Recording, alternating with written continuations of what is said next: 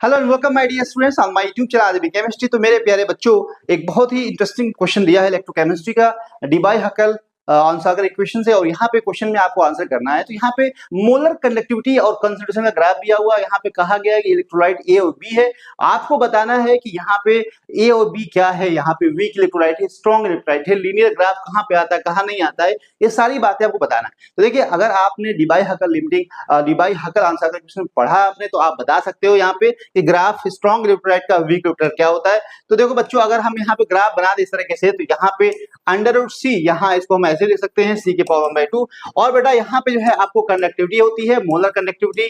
और यहाँ जो स्ट्रॉन्ग इलेक्ट्रोलाइट के केस में क्या होता है, इंटरसेप्ट आपका a जो है आपका लिमिटिंग मोलर कंडक्टिविटी होता है। और इस तरह से ग्राफ आपका होता है वीक इलेक्ट्रोलाइट की, जो कि नॉन लीनियर ग्राफ होता है। क्या होता है? नॉन लीनियर होता है। और ये लीनियर रिलेशनशिप होता है। जब यहाँ पे देखें तो यहाँ पे जो मोलर कंडक्टिविटी और कंसंट्रेशन का जो ग्राफ होता है, स्ट्रॉन्ग इलेक्ट्रोलाइट के केस में सोडियम क्लोराइड हो, पोटेशियम क्लोराइड हो, जो कि स्ट्रॉन्ग इलेक्ट्रोलाइट तो लीनियर आता है। लेकिन बेटा यहाँ पे वीक इलेक्ट्रोलाइट केस में यहाँ पे लीनियर ग्राफ नहीं आता है।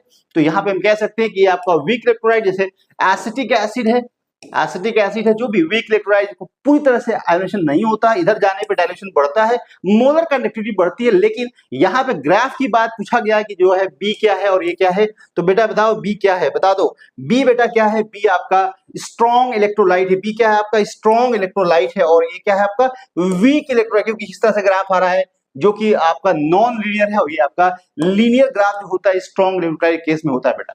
तो इस तरह के क्वेश्चन बेटा आ सकते हैं एग्जाम में, आपसे पूछे जा सकते हैं। फॉर्मूला जो बन के आता है, ये आपको जो मोलर कंडक्टिविटी डीबाई हकल ऑन-सागर इक्वेशन होता है, यहां से भी क्वेश्चन बेटा आता है।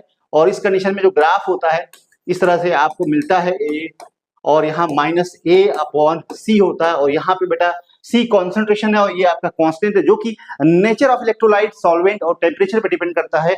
बेटा यहाँ पे जो ये आपका जो है लिमिटिंग मोलर कंडक्टिविटी है, जो कि बराबर हो जाती है जब जब इनफाइनाइट डाइल्यूशन जब होता है, उस कंडीशन में बेटा ये आपको बराबर हो जाती है लिमिटिंग मोलर कंडक्टिविटी के साथ में। और यहाँ पे एट लिमिटिंग जीरो कंसेंट्रेशन कब होगा? जब आप पूरी तरह से कॉन्सेंट्रेशन कम हो जाएगा, डाइल्यूट कर देंगे, उस कंडीशन में आपको limiting molar conductivity equal to the molar conductivity of the solutions. A is the constant, C the concentration. यहाँ पे सारी बातें यहाँ पे डिस्कस हमने कर दी है। Thank you very much.